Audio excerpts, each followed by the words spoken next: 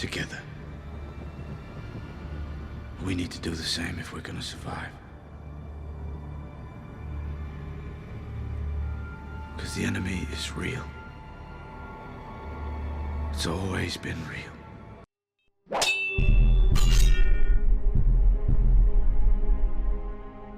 What's the deal, my people? You know what it is, Don Tony Teflon, and I'm back at you another one. And in this video series, Game of Thrones, things you didn't notice, I'm going to point out all those things you didn't notice. And we are going to start off with the symbols of Game of Thrones. And this is going to be at least a 3 to 4 part series. So make sure that you subscribe and hit that bell so you can be notified when I upload the next part of this video series. Now, people might try to say that these symbols do not appear in the books, and they are correct, and therefore they do not have any meaning. But because they are in the show and they are used multiple times in the show, I do believe that these symbols do have meaning. And because George R. R. Martin himself worked on the show in the early part of the show, and he helped probably develop some of these symbols, I do believe that they have merit, and we can use these symbols to predict the ending of Game of Thrones. Now, in our first video, we tackled the first symbol we are shown by the White Walkers. So check out that first video. It's in this playlist if you haven't seen that. And people in the comment section left a lot of good comments on what they felt that symbol was. And I'm going to put some of those comments up during this video, so make sure you watch the whole video to see if your comment made the cut, and make sure you leave a comment in the comment section so that in the next video you can get your comment put in the next video. And that brings us to our next symbol that we are going to tackle in this video. And I'm anxious to tackle this symbol because I truly believe I know exactly what this symbol means. So let's break this next one down. Always the artists.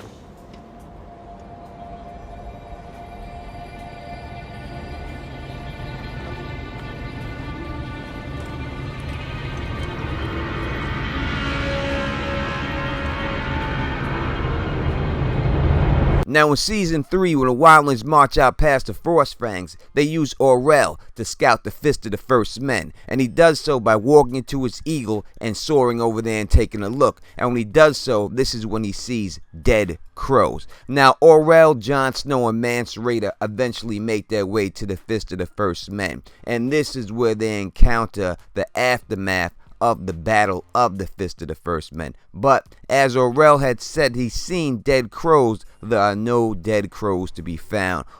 He said there was dead crows. There was? Only dead horses left in this symbol. So let's break down this symbol and let me tell you exactly what this symbol means. First, we have to start with Mance Rayder. We see his reaction. The man is not shocked. He's not surprised. He's not disgusted. In fact, it seems like he has seen this many times before from the White Walkers. And we know this by the fact that this is what he says. Always the artists. Now, we can take this meaning and fast forward this all the way up to Jon and Dany walking through the caves. And we see them in these caves, and we see the children of the forest had painted these symbols. So the children of the forest are the artists, and the White Walkers are copying them. Now, the first thing we must take from this symbol is the shape of the symbol itself. And as I said, if the White Walkers are copying the children of the forest, we will have seen this symbol with the children of the forest. And we have seen this symbol with the children of the forest. When the children of the forest create the Night's King, we can see this symbol around, and we also see this symbol in the cave itself. So we see the shape with the children of the forest. We see it in the cave. We know the White Walkers are imitating them. Are they trying to talk about their birth? Are they trying to give an explanation of how they were created? It's quite possible that's what's going on. But what does this shape represent? I think it's pretty easy to see that this is no doubt, without a shadow of a doubt, the symbol of the same shape of House Targaryen sigil. And I think that's what it's supposed to represent, House Targaryen. Now, as I said in the previous video, if you left a comment, I would take some people's comments and read them and tell you exactly what I think about your comments and what you thought about the first symbol that we seen. And our first commenter is from Buzz Beeman 1984, and he says, I think it's inspired by Ankh symbol of the Egyptians and has the same meaning. It's about eternal life, life after death. It represents the White Walkers. Well, good looks, Buzz Beeman 1984, for dropping that comment. I really do appreciate it. I think you could be right on that. It could mean life. It could mean death. As I said in the previous video, I did think that it meant death. So I think we agree on that aspect of the symbol. Next up, we have M Black. And M Black says, it looks like an eye to me. The line down the middle within an eye shape. The line representing an iris. The God's eye. Thank you, M Black, for dropping that comment. Now, there's a lot of people who left a lot of comments about the God's eye and thinking that this symbol does have something to do with the God's eye. I cannot tell you that you are right or wrong on that because I don't know if I'm right or wrong on that. But I do not think that this represents the God's eye itself. I do think that there is a symbol in there that does represent the God's eye, but I do not think it's this one, and I will get to that in a later video. Next up is my man 50 Grand Double J, Jerry Joker, and he has a theory, and he says, the symbol is similar to the female gender symbol. What if he is trying to communicate and says that he wants his wife back, who is sealed in the lower levels of the crypts of Winterfell? Thank you, Double J, Jerry Joker, for dropping that comment and that theory. I appreciate that. Well, it's a very interesting theory. You know, it's quite possible maybe it does look similar to a female gender symbol. Kind of looks like both of them combined when you really look at it.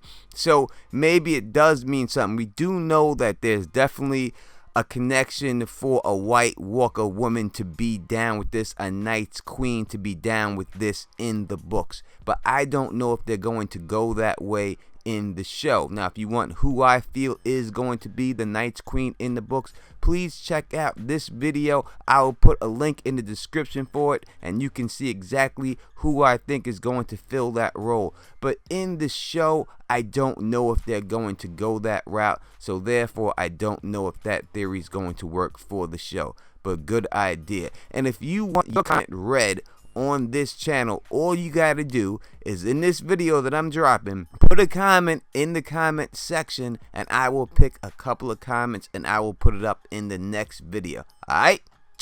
So the symbol left by the White Walkers at the Fist of the First Men is a Targaryen symbol. But why would they leave a Targaryen symbol here? Now, this just isn't any old Targaryen symbol. This is a symbol meant for a certain Targaryen. And we can tell exactly who this is meant for by what it's made out of.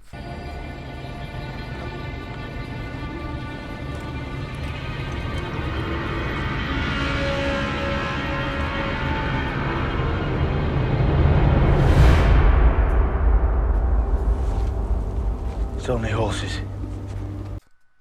Because we know of only one Targaryen who was married to a Dothraki lord, who hangs out with nothing but people who ride horses, who is actually the prophesied stallion who will mount the world, and that Targaryen, Daenerys Targaryen, which just happens to be the exact same symbol the Dothraki make when they capture Daenerys. So that should be further proof that this horse part symbol is for Daenerys Targaryen. But why would it be for Daenerys Targaryen? Well, there's a symbol that points to that, but we won't talk about it in this video. We will talk about that in the next video. And if you like the way I do this, please thumbs up this, please spread this across the realm, and please subscribe. And until next time, you know who it is. Peace and stay sexy.